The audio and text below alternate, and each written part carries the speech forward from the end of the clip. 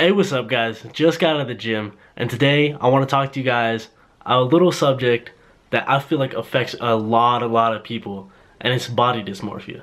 Now, as a guy who is in and out of the gym all the fucking time, I definitely see this with a lot of my friends, guys who you think should have it, who have it all. They got the looks, they got the height, they got the weight, they got the muscle, but they still have this feeling. And I've definitely gone through this feeling, and I feel like these 6 steps for me really changed my life, and I hope maybe they can help someone else out there. Before this even starts, I gotta show you guys why I think this has value and why the things I'm telling you I hope can make an impact on your life. Because let me flash you back to freshman year of high school for me. I was 5'2", overweight, shy, smell like fucking India, Indian family. And you know, after that, in those circumstances, as a freshman in high school going through puberty, you tend to look around yourself, you compare, like, because you know, that's when it starts. That's when like the popularity games start. That person has this person has that person's cool, that person's not cool, whatever, you know, and that starts it. And I went through dramatic change, man. I got bullied for being fat. I went through like massive body transformation. I was in great shape. I lost all this weight and I still felt like shit, you know? And that's the thing. I feel like many people who go through body dysmorphia have the idea or came from a place where they weren't good enough. Maybe they were too skinny. Maybe they got bullied for being too fat. Maybe their parents always thought, like a coach told them, or whoever told them, someone of authority told them that they weren't good enough, you know? And then you believe this because that's all you fucking hear. And so now you have indoctrinated yourself with thinking, man, I think I'm not very good. I think I'm not very popular. And that's just not the case. That's definitely not the case. I'm always in the gym, and like a really good example of this is one of my good friends. He's 240 pounds, 6'2". I'm not telling you 240 like overweight. I'm talking 240 like massive. Like this man's in hella good shape. He's got the looks, he's got the height, he's got the muscle. You'd think that he would be super happy and fulfilled. But that's not the case. Because you can have success, you can have fitness success. However, there's also a mental aspect to this where you have to understand, or where you also need to grow in that aspect. And by growing there, you will feel more fulfilled in your actual fitness journey, and I think it's super important, especially as someone who loves fitness. I've been working out since I was, I've been playing with weights since I was like 8. But I had a gym membership the day I turned 12, right? I love the gym, but I would definitely want to see these people happier, you know? Alright, so the first thing I would say that is the first step is that you have to believe that you can change. I mean, I can sit here all day telling you you're good enough, you're the shit, you're so happy, you're gonna be this and that, but if you don't believe me, if I'm just some random guy who's chatting off, you're not gonna believe a word I say. That's just what I believe. You might be like, yeah, I guess I'm good, I guess I'm big, I guess I'm this and that, but man, it doesn't matter what I think, because that's my belief, right? What matters is how you feel about yourself. And so the first thing you gotta notice is your willingness to change. If you're not willing to change, this is something that's gonna always be a part of your life. Alright, so number 2, now we're actually starting with it. You might feel like a really common belief to do is that people compare each other to others, you know? Like, that person has great arms, that person's so shredded, that person's got a nicer ass, blah blah blah. She's prettier than I am, he's taller than I am, she's so charming, she gets all the attention, she's this and that, he's this and that, right? The first and foremost thing you gotta understand is you don't know that person. You know, you don't know what they're going through. I like to say that the things that you feel, I mean, we're more similar than we are unalike, right? So as people, we're more similar than we are different. So to think that you're the only person feeling these things, the only person who has like feelings of like it's not self-worth or whatever. Like these are people go through these things, man. There's hundreds of books written on this. You have to imagine that you're not the only person going through this. And the biggest idea of this step is that you're comparing yourself to others, right?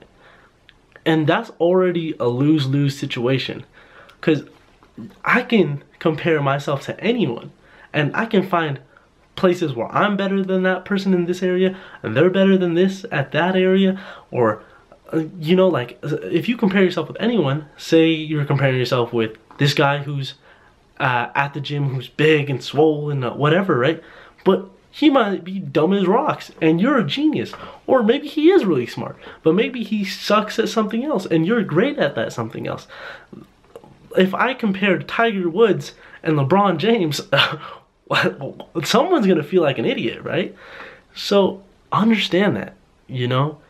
Understand that this is a losing argument. If a surgeon was compared to a little girl, this is from one of my favorite books, Psycho-Cybernetics. I would definitely suggest it to everyone to pick up. If a surgeon was compared to a little girl, and that little girl's really good at really good at jumping rope, but the surgeon's a surgeon, but the surgeon can't jump rope. If the surgeon is only thinking, man, I can't jump rope, he's gonna feel like belittled his entire life. So the first thing you gotta understand is you can only compare yourself to yourself, because you're not that guy who's swole as hell. Maybe he has crazy genetics. Maybe he's on some shit. Maybe he's not on some shit. Maybe he has great metabolism. Maybe he cares so much about that, that's the only thing he focuses on. You don't know that person. They don't know you. What else? I'm not here telling you that you're a special little snowflake and everyone's a special little snowflake. But by all means, you are your own person and you are completely different than other people. I would highly doubt that there's someone who is exactly like you on the earth. So why would you compare yourself to someone that you are nothing like? Number 3 is that everything you believe about your body is probably subjective. The best example of this I have is that you might think that you're fat, right?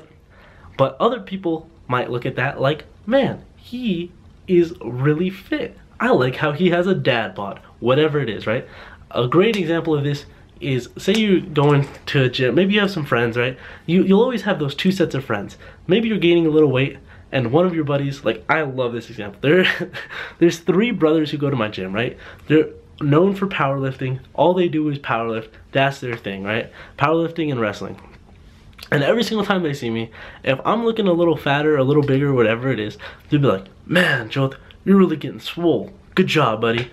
But then, on the other hand, I have another friend who all he likes to do is compete. He's a physique guy. That's what he likes. He likes being shredded, whatever, right? He'll come up to me and be like, man, you're getting a little fat, isn't it? And then the reverse happens. When I'm losing weight, my buddy who's into physique will be like, man, you're looking shredded. And the other guys, the wrestlers, the 3 brothers, will be like, man, you getting a little skinny, huh? It's all subjective. And the big thing is, a lot of people will be more unrealistic with themselves. They'll underestimate what they are instead of being more realistic with yourself. An example I really love to share is that you have to point out your bad parts. Sure, point out your bad parts, but then you have to be more realistic. Because most of the time, you're probably being a little hard on yourself. You're probably being your toughest critic. I think everyone is I believe most people are their harshest critics. So try to look at it from a more realistic frame. Are you really that? Are you really? Number 4 is you are where you are. This is kind of an idea that, okay, say you are fat, say you are skinny, say there's something with your body that you'd like to change, right? You're at a level right now, but that's not to say that you can't improve on that. There's no one I know who can't improve in some certain area. So if you are struggling with your body or whatever, right? Maybe you wake up one day and you're a little overweight, more overweight than you want to be, or more skinny than you want to be, you can always change that. You know, this is not one and done. And instead of worrying about where you are or where you are right now, accept it. This is part of the process, right? You want to be this other thing, you're working toward that. So don't worry about where you're at today. It's all a means to an end, right? A really good example is that a lot of bros will be like, oh man, I'm gonna bulk. And then when they're like starting to gain a little weight, they're like, oh no, they're panicking. They're like, oh no, I'm getting too much weight. I gotta go back to cutting. And then they never make any progress. It's because they're afraid that that's gonna be bad. But look, if that's your goal, if that's your end goal, go for it. Go for it with all you got, man. Fuck it. Number 5, which I think is just not even like a gym thing, but it's more like a life thing, is want what you have. You know, there's everyone's always focused on what they don't have, you know, always what I'm lacking, what I could have, but instead try to shift it. Try to just be grateful every day. I think this is the most effective thing. If you write 3 things down, I know you'll say, okay, I don't need to write it down, I'll just think about it, right? But really write 3 things down in the morning for what you're grateful for. There's tons of studies showing that this actually shifts the way you think. Start being more grateful for what you have. This is just a life thing. If you start giving out that aura that I already have what I want in life, that's super fucking magnetic.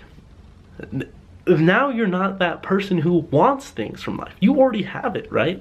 Just want what you have and be happy with what you have. And then you can work on from that. I'm not saying stop. I'm not saying don't have goals. But want what you have right now. Alright, number 6 is going to be how you carry yourself. So this is kind of like the idea that like me and you could have the same exact circumstances. Me and you could both look the same, have the same money, same look, same everything, right? And the difference is all about how you carry yourself. So I like to call this the playbook. We all have choices we can all make, and it's all about the choices that you choose to make that make all the difference. And here's the thing, looks are not everything. There's always something you can offer to someone else. Alright, you're worth it, you have that energy, and focus on that. Focus on what you can give first. And then you'll notice. Like, I think the biggest thing with body dysmorphia, and the way that I would pull these 2 ideas together, is that it comes from a lot of like focusing on what you think other people are thinking about you. But in many cases, man, I say like 100 times or 99 times out of 100, people are thinking more about themselves than they are about other people. You know, like, think about it like this. You are probably someone else's sidekick character. Meaning, they think they're the main protagonist of their life, and that everyone else is just like somehow convoluted into their life. And like, so don't worry so much about what other people think about you, because more times than not, they're not thinking about you. And this is something that I did as like an experiment. I read it in a book, and I thought it was really interesting, and it really was an interesting experiment. Alright, this is the experiment. I think this is a goddamn game changer. Go out and for a couple days, just try to take the focus off of yourself. Pay attention to more about, one of my favorite things to do is when I'm in a room, maybe if I'm in my head a lot, maybe if I'm thinking like, man, like if like, cause I get anxiety, I get whatever, right? Like these are all emotions, like everyone gets them. So when I feel like anxious or something, what I'll do is I'll look around the room and I'll pick out 3 things that I wouldn't have noticed before. So like, you might be in a restaurant or something. I love restaurants. This is a great example of doing it. If you go into a restaurant, you probably don't notice half the stuff that is on the wall. By taking the focus off of yourself, I really think that would help you notice more in life, man. It's not all so one-dimensional. All right, and the last thing, I just want to put it out there, man. I love this example. I give it a lot. One time I was going for like homecoming king or something in my college, and the question was about, do you think social media is good or bad for you? And the answer I gave, which I think is something I live to this day, is about looking at dogs. Like, if you look at a dog, the dog's happy, right? He's not happy because he's happier than the dog next door. He's not even worried about what the dog next door is. He doesn't even know the dog next door. He might bark at him as like a pastime, but most times dogs are just happy, right? They're just happy to be alive. And that's something I think everyone should learn from just everything in life, is that one dog is not worried about the happiness of another. They are just living through themselves. I think there's something to be learned there. Alright guys, that's the video. Let me know what you think in the comments below. I'm sending this video to a bunch of my sharpest friends, so I think they'd have something good to chime in on. I love some discussion. Alright, peace.